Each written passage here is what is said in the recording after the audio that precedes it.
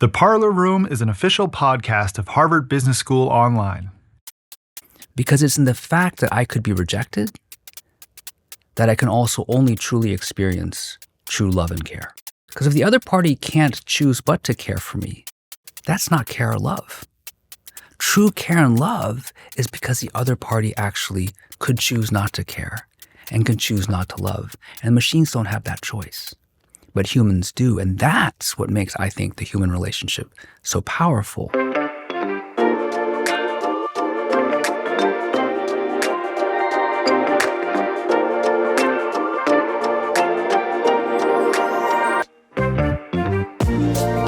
Welcome to the Parlor Room, where business concepts come to life. My name is Chris Linnane. I'm the creative director of Harvard Business School Online. On this episode, I'm excited to be joined by HBS professor Nien-hê Hsieh. Professor Hsieh is a renowned expert in the field of business ethics and corporate social responsibility. We talk about ethics in AI and the complex story of Theranos. There's a lot to cover here, so let's jump right in. Welcome to the Parlor Room.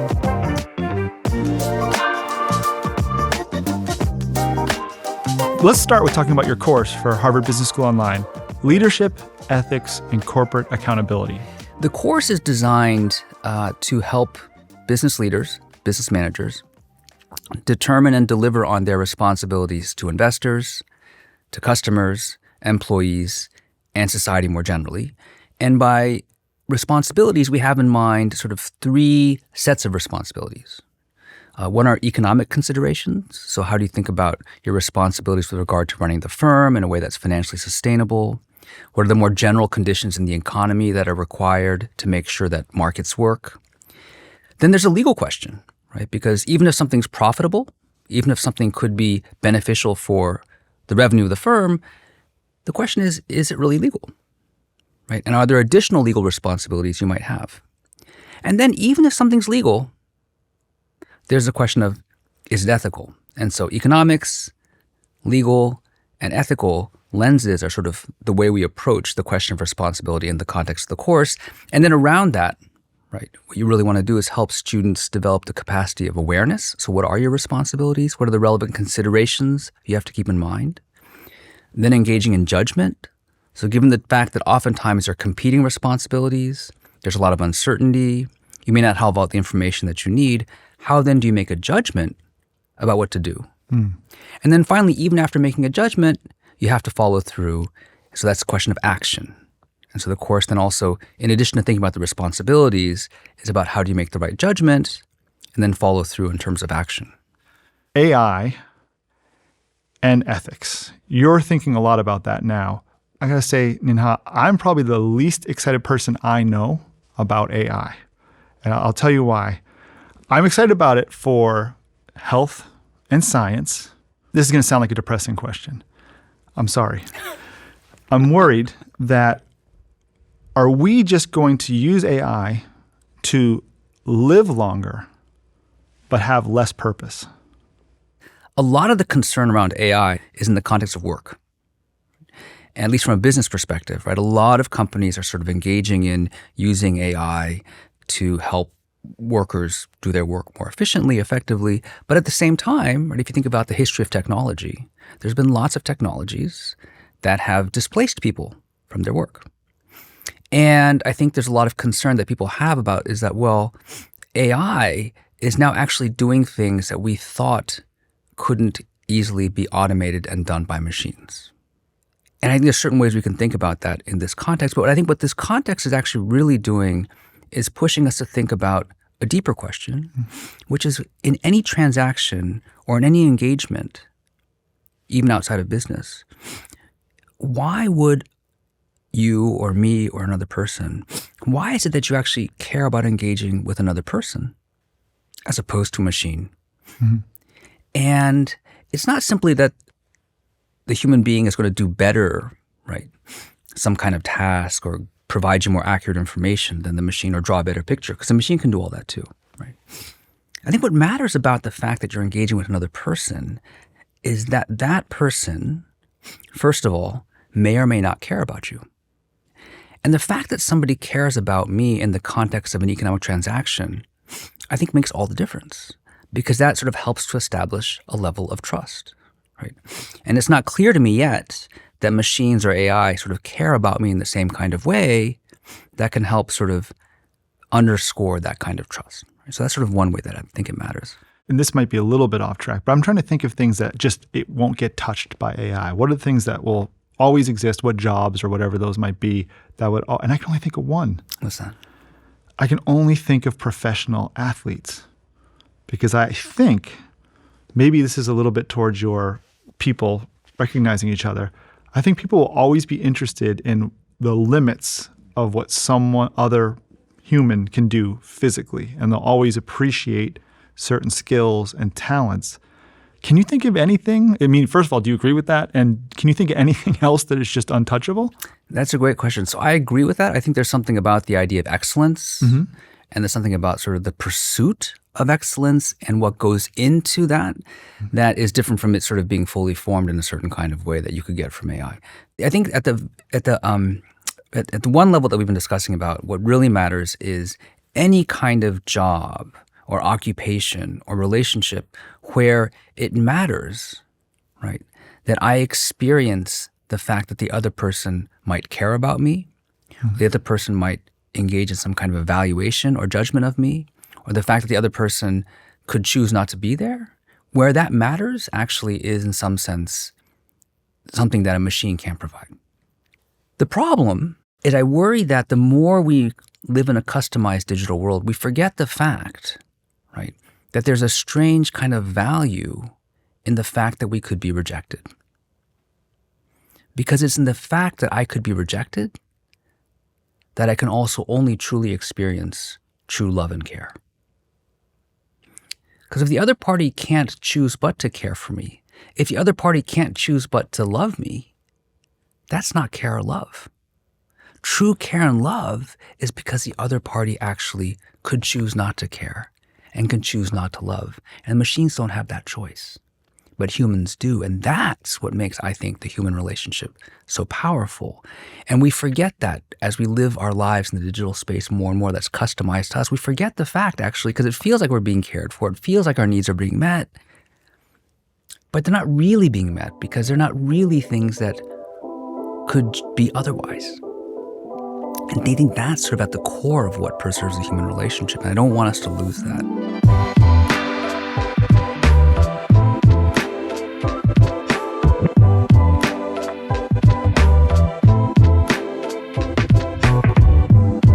So this course, Leadership, Ethics, Corporate Accountability, is about the gray area decisions, the gray area challenges. So why even address the black and white?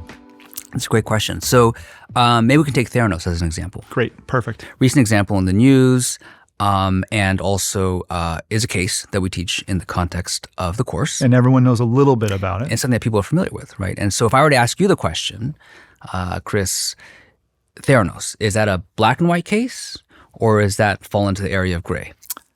I'd have to say, in my opinion, black and white, because she defrauded investors, or they defrauded investors, fake test results, health concerns coming from that, even down to just false presentations.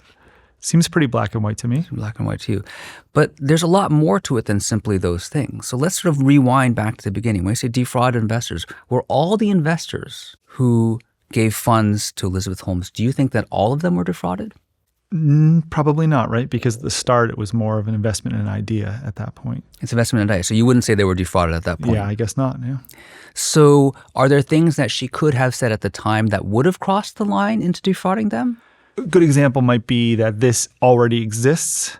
It already works. We're already implementing it, but maybe she wasn't saying that early on. Right. So she's not defrauding them there. Not yet. Because she doesn't have a product yet, right? That's true. Yep. Right. So you have to sell an idea. Mm-hmm. Right. What about projections for growth? Are there projections of growth that she could have said that would have crossed the line for you versus some projections of growth that wouldn't have crossed the line? How do you fact check that? It seems like there's a lot of gray area in there, so maybe that isn't black and white. Right, because every projection has different assumptions. Mm-hmm. And some assumptions may be more reasonable, some assumptions may be less reasonable, some may be more optimistic, others less optimistic, but there's a kind of a judgment call in there as well. So that sort of becomes a kind of gray area. I'm realizing I'm having a knee-jerk reaction to the black and white. Well, let me ask you this question too. So let's think about, for example, movie advertising. Mm-hmm. Cats. Yeah. Greatest film ever. I'd see it again and again. Well, I guess it was a musical. Yeah. Like when you read these sort of things that go into sort of movie advertisements, are they true? For cats, no. I remember seeing cats on the streets walking around New York as a kid, and I thought, even then, this is no good. So I wouldn't have bought it. But yes, they don't. It's not black and white. And so why is that? Why is it okay in some sense to say something in that context, to have overly optimistic revenue projections? Why is it to sort of say, this is going to really transform people's lives, this is the best film ever, when those things in some sense probably aren't factually true? Why then is it okay to sort of say those things in some contexts, but not in others? Yeah, I don't know. I think from marketing, you kind of expect some level of exaggeration or opinion as fact. But it feels like when you go more towards the science and you go more towards health, it doesn't feel like those things should cross over. It should be 100% fact all the time. And then what about investment decisions? If you are going to invest, you have to do some work on your own as well to see if you really have the optimism that this person has or this company has. So there's some responsibility that then falls on the investor to engage in a kind of due diligence. Right? There's also the question that you mentioned of what are the expectations. And I think a lot of people say in early stage expectations, it's a very different kind of context because it is an idea, right? And we kind of in some sense almost expect to be given overly rosy projections. And so in that kind of context, maybe it becomes a little bit more of a gray area. Right. And so I think one of the things that we try to do is then sort of help students and people in business think about, well, then when is it that you've crossed the line in some kind of sense? And one way you could think about it is in terms of two ideas. One is, have I violated the relationship of trust? Is there a relationship of trust with the other person in a way that what I've said violates that relationship of trust? And the second one is what I'm saying in some ways proportional or sort of not overly exaggerated? So I think this idea about sort of thinking about preserving the relationship of trust and sort of being proportional in how much you're engaging in that kind of withholding of information or engaging in overstatement. Are you sort of being proportional to how important it is in that sense? I think that's one way to think about going through that. So now we sort of say, okay, so there actually may be more gray there. Yes. And this is actually really important, right? Because a lot of our students are going to be early stage entrepreneurs. And so for them, this question of thinking about how do I represent and sort of present myself in a way that will, on the one hand, make it attractive to investors in a way that I'm not crossing the line is like super important. And similarly for investors, which again, many of our students will become, how should they think about engaging the kind of diligence that makes sure that they aren't sort of violating or crossing the line as well? So that's, I think, one area but there are other things you mentioned that look like they're pretty black and white. Some. Right? Yeah. So then the question is then, why teach that? Right? And I think for us, the interesting question then is, well, if it really is black and white, and we can sit here in the classroom and sort of say, clearly that's something that's wrong that I would never do, how did it end up happening?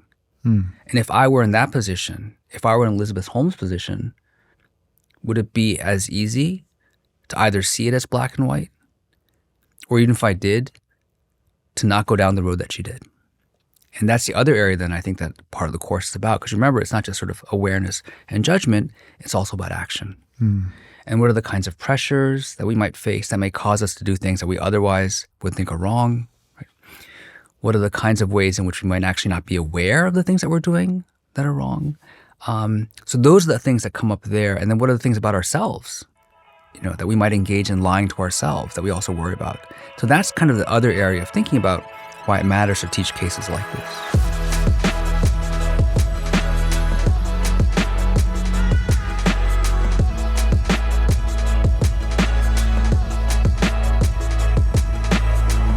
To some listener questions. The first question comes from Brian in Toronto. What are some ethical challenges that businesses commonly face, and how can they navigate them effectively? The kinds of challenges that businesses face in terms of that are maybe common that most people think of are ones where you're basically trying to engage in something that feels like it could benefit the bottom line of the company, right? But may come at the expense of other parties involved, right? Or may push you to maybe cut some certain kinds of corners. I think that's kind of the classic, in some sense, setup that we normally think of in the context of business. So you could think about, for example, how much should we pay workers versus paying investors? So that's sort of one idea there. Can we keep costs down? Thinking about, for example, how much information do we provide to customers so they can make a decision? So I think those are the kind of classic cases that come up. I think for me, the ones that are maybe not as common, but certainly harder are ones that involve situations where you're actually trading off two things that are right to do. And those become a little bit harder. So for example, let's say, for example, that you're providing a medicine and the medicine has the risk of a side effect. So some people who take the medicine may be harmed. On the other hand, there are lots of other people who benefit from the medicine. That's a case where not providing the medicine certainly would be beneficial to the people who get the side effects, but not providing the medicine also then really, in some sense, is not good for those people who benefit from taking it. What is one interesting or unusual ethical dilemma you have come across in your research or teaching? The one that keeps coming back to me now, and I've talked about elsewhere, is the question of what should companies do in the case of the war in Ukraine. There's been a lot of pressure on companies to sort of withdraw from Russia in the light of the war in Ukraine. And this is a really tricky question, I think, actually, in some ways, right? Because you could argue that for certain products, certain services, they're beneficial for people in Russia. So withdrawing would certainly cause them a certain kind of burden. The next question is, does withdrawing actually make a difference or not with regard to the situation in Russia and Ukraine, right?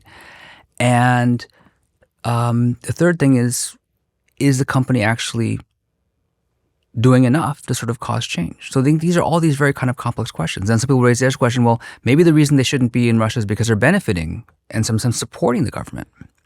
But then some people respond, well, they could basically sell things at cost and not actually take any profits from it. So therefore, they're not actually benefiting from it, nor are they providing taxes to the government as well. They may have employees there too. So this is one of those things I think is actually, for me right now, it's a pretty complex situation.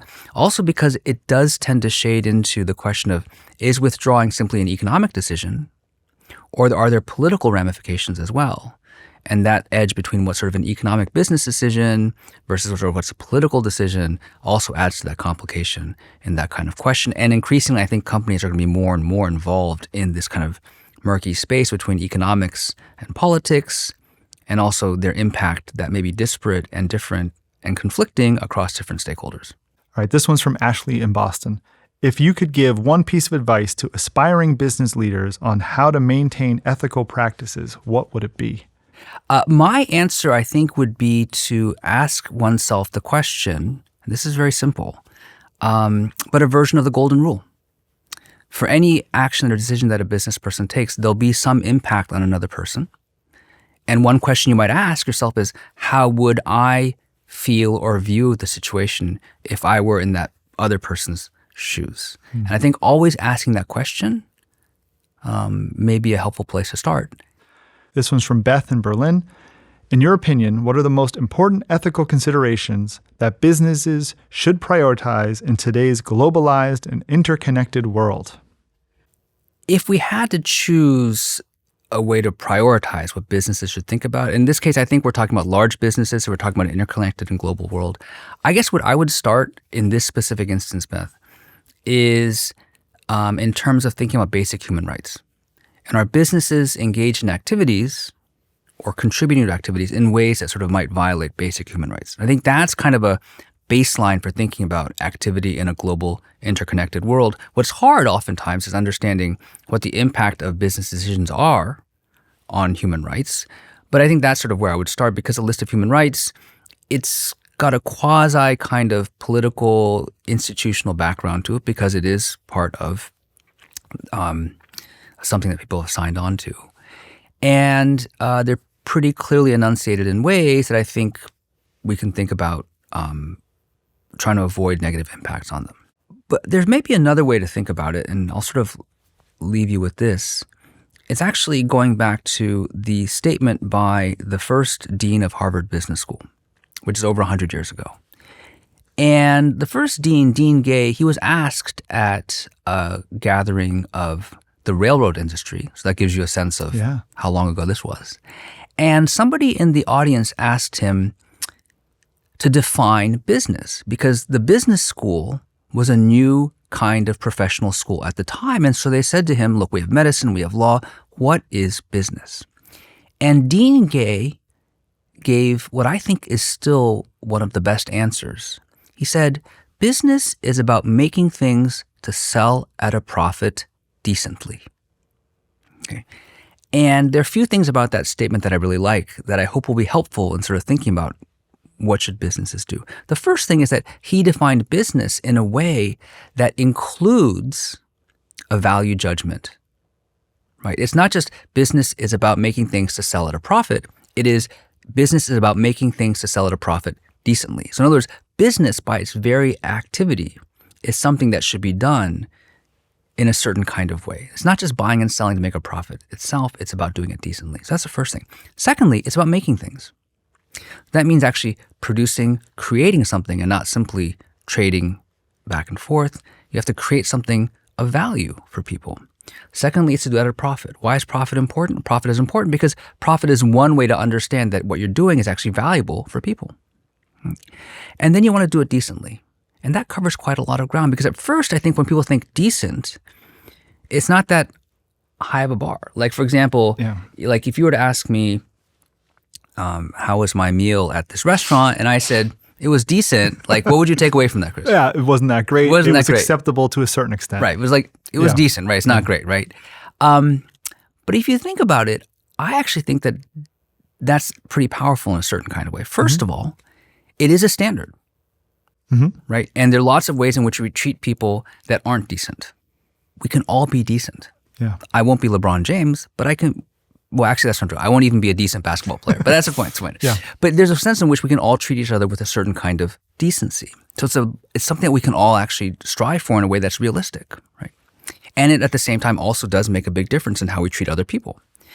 And the third one is that decency then applies to all the parts of business. It applies to how you make things, what you're making things, how much profit are you making, right? And then finally, are we helping to create a world that's decent? And I think that actually if we can get to decency, that would actually really make a huge difference in the world. Yeah, that's great. And that's a wonderful way to wrap this up. Thank you so much for taking the time to be here in the Parlor Room and talk to me about your course, talk to me about your research. This has been really great. Thank you. Chris, thank you. Thanks so much for the opportunity to do this. As always, it's great to see you and to talk with you. And as always, in talking about these things, I've learned a lot. So appreciate the opportunity. If you'd like to learn more about business ethics or Professor Hsieh, check out his HBS online course, Leadership, Ethics, and Corporate Accountability at theparlorroompodcast.com. And don't forget to follow us on LinkedIn, Facebook, Instagram, TikTok, and X for more exclusive content. I'm Chris Linnane. Thanks for listening. If you're enjoying the Parlor Room, please share the show with your friends and subscribe, rate, and review it wherever you get your podcasts. Thank you.